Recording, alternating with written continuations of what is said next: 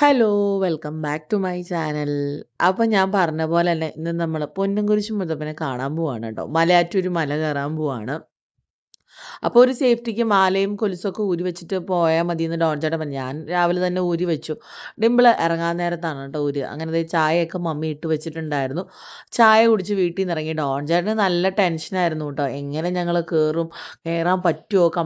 Moreover daddy ഉള്ളതുകൊണ്ട് ടെൻഷനായിരുന്നു കേട്ടോ. ഡാഡിയുടെ കാലിന് വയ്യാതെ. പക്ഷേ ഡാഡി ഞങ്ങൾക്ക് പ്രൊട്ടക്ഷനായിട്ട് വന്നതെന്ന് കേട്ടോ പറഞ്ഞത്. അപ്പം ഞങ്ങൾ നമ്മുടെ അങ്കമാലിയിൽ നിന്നും എയർപോർട്ടിലേക്ക് പോണ വഴിയുടെ അവിടെ ശരവണ ഭവനില്ലേ, അപ്പോൾ ഡാഡി പറയാണ്, ഷോ എത്ര നാളായി മനുഷ്യൻ സ്വസ്ഥമായിട്ട് ഹോട്ടലിൽ ഇരുന്ന് കഴിച്ചിട്ട്. അങ്ങനെ ഞങ്ങൾ സ്വസ്ഥമായിട്ട് ഞങ്ങൾ ശരിക്കും കോമഡി കേട്ടോ. ഡാഡി കൈ കഴുകിയിട്ട് വന്നിട്ട് ചിരിക്കുന്ന കണ്ടു. അപ്പോൾ ഞങ്ങൾ ചോദിച്ചു, എന്തിനാ ഡാഡി ചിരിക്കണമെന്ന് ചോദിച്ചപ്പോൾ പറയാം, എത്ര നാളായി ഒന്ന് സ്വസ്ഥമായിട്ട് ഇരുന്ന് കഴിച്ചിട്ട്. അങ്ങനെ എന്താ പറയുക, അവിടുന്ന് യാത്ര തുടർന്നു.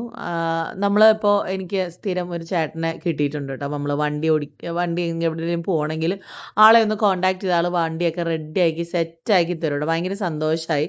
അങ്ങനെ ഞങ്ങളൊരു 8 മണിയായപ്പോൾ കറക്റ്റ് അവിടെ ചെന്ന വഴിക്ക് തന്നെ മെഴുകുതിരി വാങ്ങിച്ചു. പിന്നെ നമ്മൾ ഓഫറിങ്സ് കൊടുക്കുന്നതിൽ ഫാമിലിയുടെ വീടിൻ്റെയൊക്കെ കിട്ടി. അപ്പോൾ അത് ഞാനും ഡിംപിളും ഒരെണ്ണം വാങ്ങി കയ്യിൽ വെച്ചു.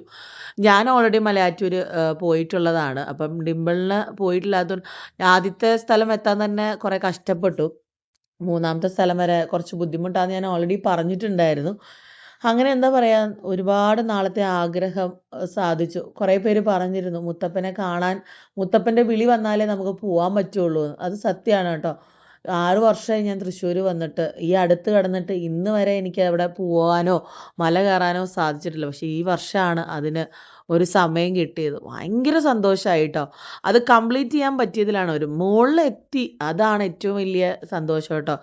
അപ്പോൾ നമ്മുടെ അത്ഭുത ഉറവയിൽ നിന്ന് കുറച്ച് വെള്ളമൊക്കെ എടുത്ത് കുടിച്ച് ഒന്ന് എന്താ പറയുക, നമ്മളെ തന്നെ റിലാക്സ് ചെയ്യിക്കുക എന്ന് പറയില്ലേ, ആ ഒരു അനുഭൂതി കിട്ടിയിട്ട് ഭയങ്കര സന്തോഷമായി. കുറേ പേര് എനിക്ക് പേഴ്സണലി മെസ്സേജ് അയച്ചിരുന്നു കേട്ടോ, ഞങ്ങൾക്ക് വേണ്ടിയും കൂടെ പ്രാർത്ഥിക്കണേ, സമാധാനമായിട്ട് ജീവിക്കാനും സന്തോഷമായിട്ട് ജീവിക്കാനും ഒക്കെ കുറേ പേര്. അങ്ങനെ എല്ലാവർക്കും വേണ്ടിയും പ്രാർത്ഥിച്ചിട്ടുണ്ട് കേട്ടോ. ഇന്നയാളെന്നൊന്നുമില്ല, എല്ലാവർക്കും വേണ്ടി, നമ്മുടെ യൂട്യൂബ് ഫാമിലിയുള്ള എല്ലാവർക്കും വേണ്ടിയും ഈ ലോകത്തുള്ള എല്ലാവരുടെയും ശാന്തി സമാധാനത്തിന് വേണ്ടി നമ്മൾ പ്രാർത്ഥിച്ചിട്ടുണ്ട് കേട്ടോ. സംഭവം ഇടദിവസമാണെങ്കിലും നല്ല തിരക്കുണ്ടായിരുന്നു കേട്ടോ. നമ്മുടെ ദുഃഖവെള്ളിയുടെ അത്രയും തിരക്കൊന്നുമില്ല. But it was a normal day അല്ലേ. പക്ഷെ നല്ല തിരക്കുണ്ടായിരുന്നു. അങ്ങനെ തിരിച്ചിറങ്ങുമ്പോൾ ഞാൻ പറഞ്ഞു, ഇനിയിപ്പോൾ നമ്മൾ കയറുമ്പോൾ പ്രാർത്ഥന ചൊല്ലി കയറുന്നതുകൊണ്ട് തന്നെ നമ്മൾ 3 പേരും ഉണ്ടെങ്കിൽ അത് പറ്റുള്ളല്ലോ. പക്ഷെ തിരിച്ചിറങ്ങുമ്പോൾ ഞാൻ പറഞ്ഞു, ആരും നോക്കണ്ട, എല്ലാവരും ഇറങ്ങി വന്നോളൂ. കാരണം എനിക്ക് എങ്ങനെയാണെന്ന് വെച്ചാൽ ഒറ്റ സ്ട്രെച്ചിൽ ഇറങ്ങണം, അല്ലെങ്കിൽ എനിക്ക് ഭയങ്കര ബുദ്ധിമുട്ടാണ്. നമ്മൾ ഫ്രണ്ടിലോട്ട് പോകുന്ന പോലെ. അവന് ശരിയെന്ന് പറഞ്ഞിട്ട് ഡാഡിയും മോളും ഒന്നിച്ചു വന്നു. ഞാൻ ആദ്യമേ പോയി. എനിക്ക് തോന്നുന്നു ഞാനൊരു 50 മിനിറ്റിൽ താഴെ ചെന്നു. അതിന് ഇവർ ശരിക്കും 1.25 മണിക്കൂർ എടുത്തിട്ടാണ് താഴെ എത്തിയത് കേട്ടോ. ഞാൻ വേഗം തന്നെ ഇറങ്ങി. എനിക്ക് പറ്റുന്നുണ്ടായിരുന്നില്ല. മീൻസ് ഒറ്റ സ്ട്രെച്ചിൽ ഇറങ്ങണം. ഞാൻ പോകുമ്പോഴായാലും ഇരുന്നിട്ട് എനിക്ക് തോന്നുന്നു ഒരു 1-2 സ്ഥലത്തേ ഞാൻ ഇരുന്നിട്ടുള്ളൂ. ബാക്കിയൊക്കെ ഞാൻ അത് കംപ്ലീറ്റ് ചെയ്യാൻ പറ്റിയതിൽ എനിക്ക് ഒരുപാട് സന്തോഷമുണ്ട് കേട്ടോ. കാരണം സത്യം പറഞ്ഞാൽ ഞാൻ കംപ്ലീറ്റ് ചെയ്യാൻ പറ്റുമെന്ന് വിചാരിച്ചിട്ടുള്ള. നമ്മൾ പണ്ട് കയറിയ പോലെയല്ല ഇപ്പോൾ. എന്താ പറയുക, തടിയും ഇതൊക്കെ ഉണ്ടെന്നേ ഉള്ളൂ.